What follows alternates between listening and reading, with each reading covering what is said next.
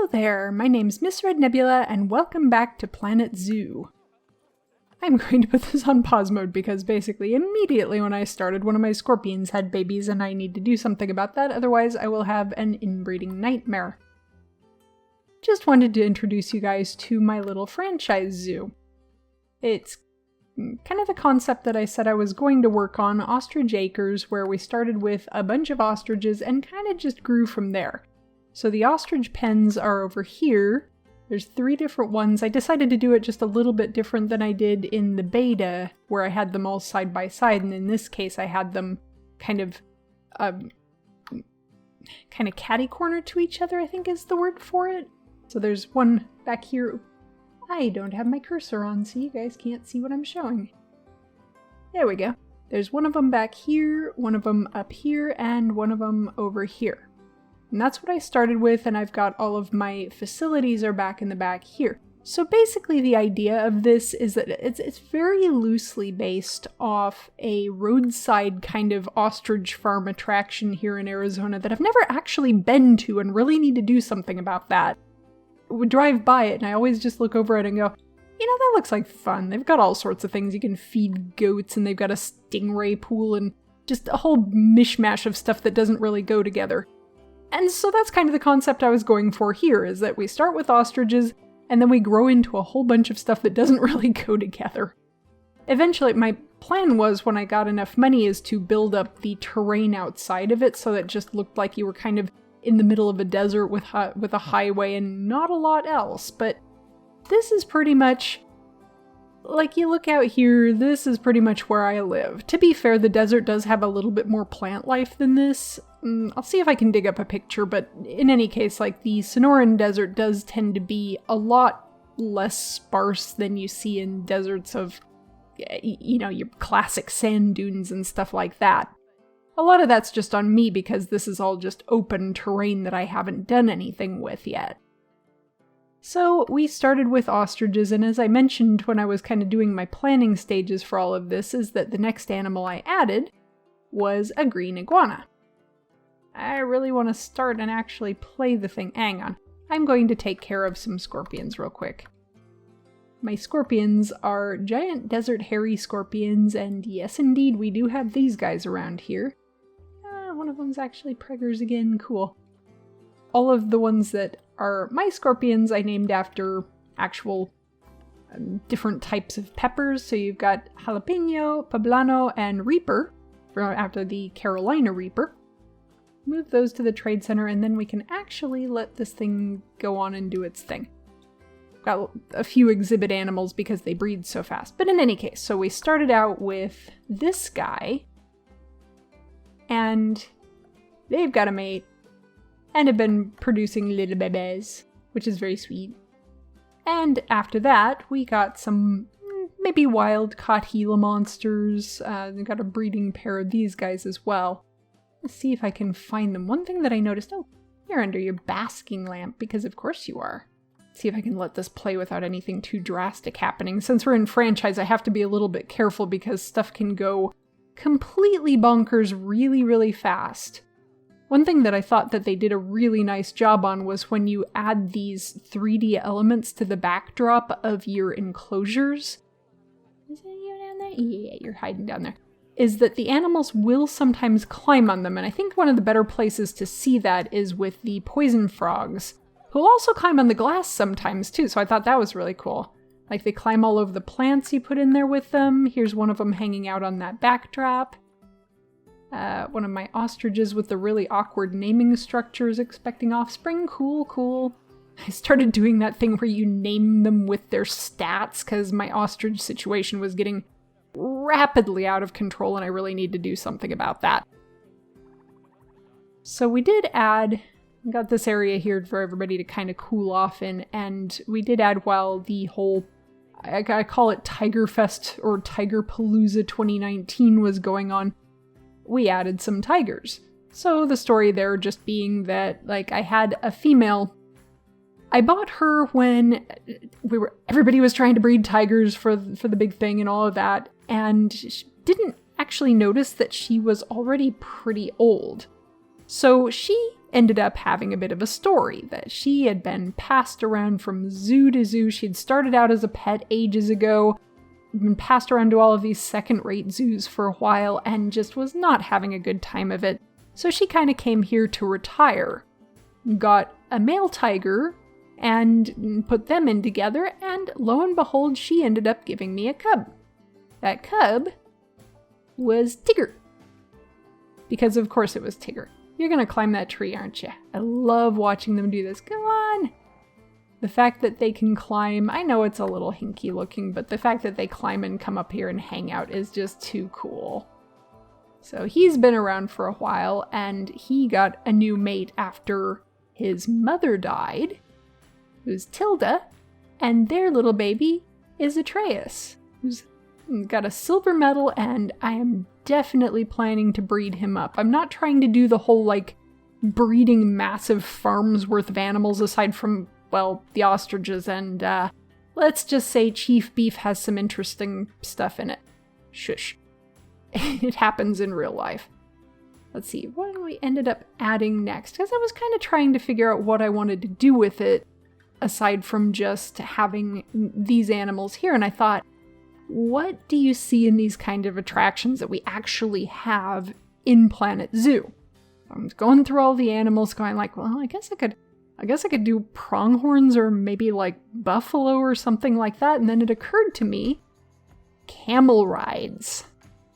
So the ride function is not something that we have in game, obviously, but I thought maybe that might be a case of like they just decided, no, we don't want to have our animals where you can actually ride them. You just get to kind of come up to the station that you would ordinarily be using to get onto the camel and ride. A little bit too tall, but that's the building scale for you. And you get to kind of just come and see the camels and get some nice information about the camels and sorry, I'm just moving all around and I mess things up. This is built with the fencing going all the way around, but this part here has a null fence barrier, and it works great. This is just building pieces that I built up to be this little viewing platform here. I do have a couple of... I was taking video while I built this enclosure, while I built the original enclosure for the ostriches, and also for the bears over here that I'll show in a second. But I had a lot of trouble getting the path to do that nice square thing on the edges here, and I suppose I could have just left it rounded and hidden it with some of the building pieces, but I really liked how it turned out when you can actually have the path doing what it's supposed to do.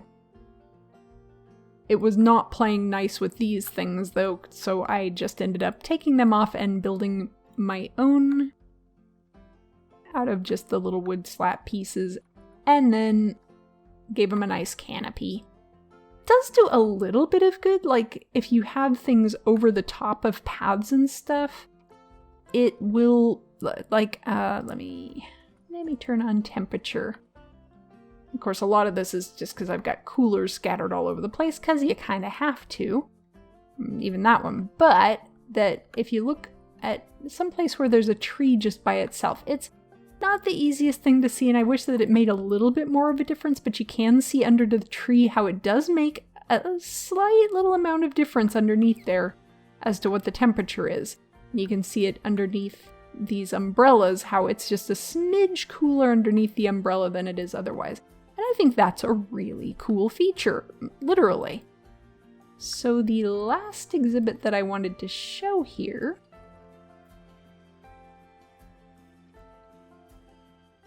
was my bars. I love bears. So we got a little bit more of a budget going here, so we actually got to do a little bit of planting and have a nice statue in the middle of it. And wasn't sure that they were going to, but I did get a sweet little bouncing baby boy called Potato. And he is super cute, of course. How could a baby bear not be cute, right? So they're hanging out, having a grand old time over here. As with any of these things, when we have the when you have these community challenge things, I'm not really in it to breed hundreds and hundreds of these guys. I just want to have one or two, join in. You know, I don't really have time, unfortunately, to set up anything grander than this. Okay, that's just vet research. Something else that I thought was pretty fun is that the toilets are porta potties. And I haven't yet, but I'll put this stuff up on the workshop too. Might or might not actually be there after I put this video up. Depends on how on the ball I am with all of this stuff. So really, oh, and like all of the shops, or at least the earlier shops, were these kind of food truck looking affairs like this.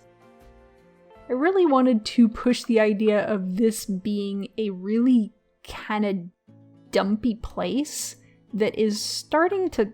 I'm in a tree.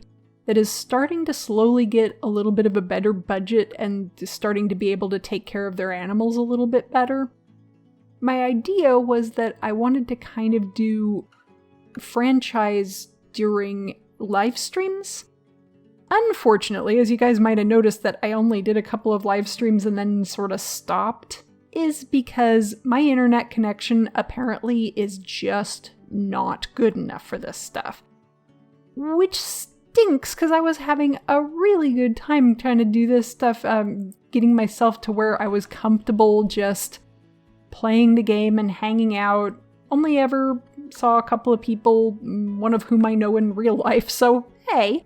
But that's how you start, you know? I don't mind that. I'd love to do more of it, but unfortunately right now it's not gonna happen until I can get a little better internet connection in the budget. But so I wanted to give you guys a quick introduction to my little franchise park here. I'm definitely going to be building up some of the terrain and doing some of the plant life to look a little bit more like what I'm used to seeing. Lots of scrub brush, lots of small trees and stuff like that. I don't think we have anything like Palo Verde or anything that would be common out here, mesquite and stuff like that, but honestly, acacias, that's why I chose to put these everywhere here. Acacias do really well in the desert. We have a shoestring acacia in our backyard that is just lovely. It doesn't look quite like this. It's a little more weeping willowy looking, but yeah, you don't have to water these things or anything. They just grow like weeds here. Don't get me started on my opinion of Palo Verde. Those things are awful. So, welcome to Ostrich Acres. I look forward to showing you guys more of this as it progresses, and if we get lucky, maybe eventually I'll be able to do some live streaming and franchise as well, because I'm really enjoying the franchise mode. I was hoping that I would, and I know there's still a few glitches here and there with the game, but they've been working this stuff out. They've already done a couple of patches. There's more to come. The future is looking bright, and guys, just remember how different Planet Coaster is now to how it was when it was first released. Even if you only include the free updates, the amount of stuff that they added in is just spectacular.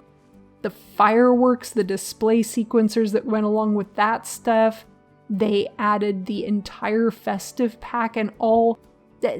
There's just a huge amount of stuff that they added to that game, and I have no doubt that we're going to see the same amount of love from the Frontier people with this game as we did with Planet Coaster.